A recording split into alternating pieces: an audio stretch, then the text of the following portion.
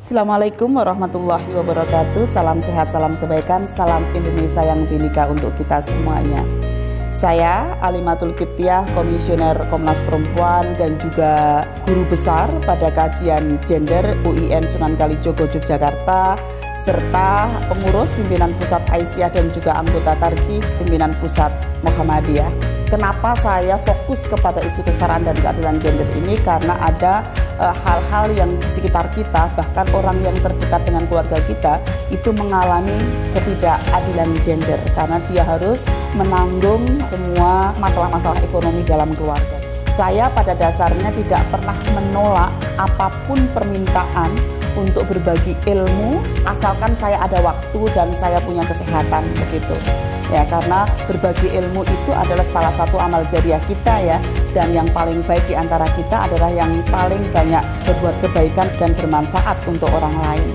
Nah, karena itu aktivitas yang saya lakukan adalah dari melakukan sosialisasi kesetaraan dan keadilan gender, baik melalui media sosial ataupun juga pengajian-pengajian di masjid-masjid ataupun juga sampai kepada seminar internasional. Tahun ini juga sebagai utusan pemerintah Indonesia untuk di PBB gitu. Jadi saya melakukan upaya-upaya itu dari grassroots sampai kepada dunia internasional. Insya Allah pada akhir November dan awal Desember ini 2023 saya juga pergi ke Ceko ya, dan ke Afrika Selatan untuk melakukan sosialisasi tentang human rights in Islam. Jadi memang kita sudah waktunya untuk mengekspor pemikiran-pemikiran tokoh-tokoh perempuan di Indonesia ini di luar negeri ya, sehingga kita bukan lagi sebagai user tapi kita juga sebagai produser pemikiran-pemikiran yang ramah terhadap perempuan dan juga anak. Alhamdulillah sampai saat ini saya bahagia dengan keluarga saya, walaupun kami dengan suami itu sudah beralih peran ya, kita punya fleksibilitas peran gitu dalam keluarga gitu ya, karena sebenarnya gerakan kesetaraan gender itu bukan untuk kepentingan perempuan saja, tetapi gerakan kesetaraan gender ini untuk kepentingan bersama.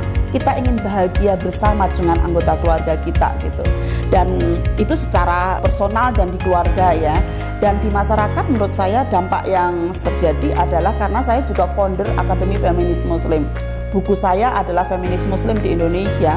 Selama pandemi saya mengadakan kelas ya beberapa kali, dan alhamdulillah animonya luar biasa gitu, sehingga ketika saya pergi kemana-mana itu banyak sekali alumni ya yang mengatakan, Prof Alim, saya itu alumni AFM loh, Akademi Feminis Muslim. Itu pernah saya temukan di Gorontalo, di Sukabumi, di beberapa tempat yang lain gitu. Sehingga artinya apa yang saya pikirkan, saya lakukan itu berdampak. Bahkan ada yang meminta saya untuk menjadi penasehat perkawinan di pernikahan mereka gitu.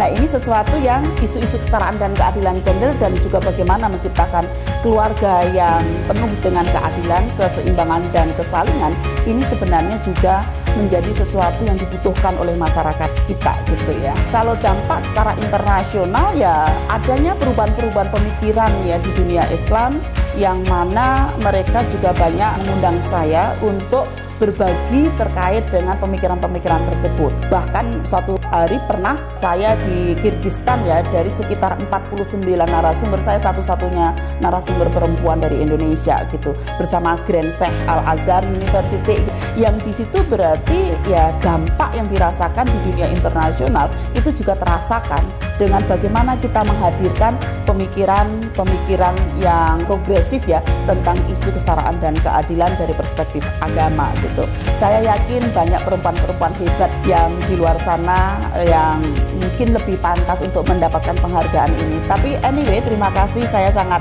senang sekali gitu ya mendapatkan penghargaan ini, dan mudah-mudahan penghargaan ini bukan menjadikan saya sombong atau menjadikan saya takabur, tapi menjadikan saya bagaimana saya beristiqomah untuk memperjuangkan hak-hak perempuan, menjadikan kehidupan perempuan dan anak ini menjadi lebih baik begitu. Saya berharap agar kehidupan perempuan dan anak menjadi lebih baik dimanapun berada, baik di keluarga, di masyarakat ya, di dunia nasional ataupun di dunia global begitu. Kami berharap semua pihak termasuk calon-calon pemimpin bangsa ya, baik di level eksekutif maupun juga legislatif ataupun yudikatif, itu juga mempunyai keberpihakan kepada perempuan, termasuk misalnya kepemimpinan perempuan bagaimana kepemimpinan perempuan itu minimal 30% itu ada di semua level, termasuk di dalam kabinet nanti. Karena memang sekeras apapun laki-laki ingin menggantikan suara perempuan atau pengalaman perempuan, tidak mungkin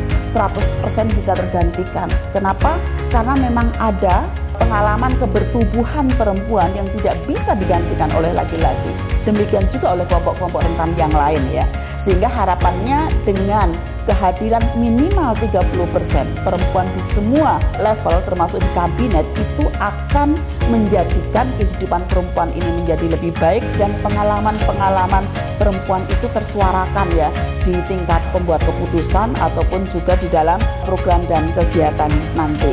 Dan harapan yang lain adalah semua pihak untuk bekerja sama bagaimana agar hak-hak perempuan dan anak ini terpenuhi dengan baik, tidak hanya menjadi tanggung jawab pemerintah saja, tetapi ini adalah menjadi tanggung jawab kita bersama, baik dari masyarakat sipil, kemudian di pemerintah, di media, ataupun anggota keluarga. Karena memang untuk menciptakan dunia nyaman dihuni oleh semua warga bangsa termasuk anak dan perempuan itu tidak bisa sendiri. Saya ingin berpesan bahwa keburukan akan tumbuh subur bukan banyaknya orang buruk, tapi keburukan itu akan tumbuh subur karena banyaknya orang baik yang mendiamkannya.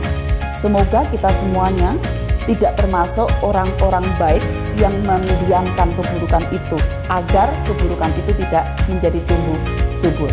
Saya pikir itu semangkok berlian untuk Bekasi. Cukup sekian, terima kasih. Assalamualaikum warahmatullahi wabarakatuh.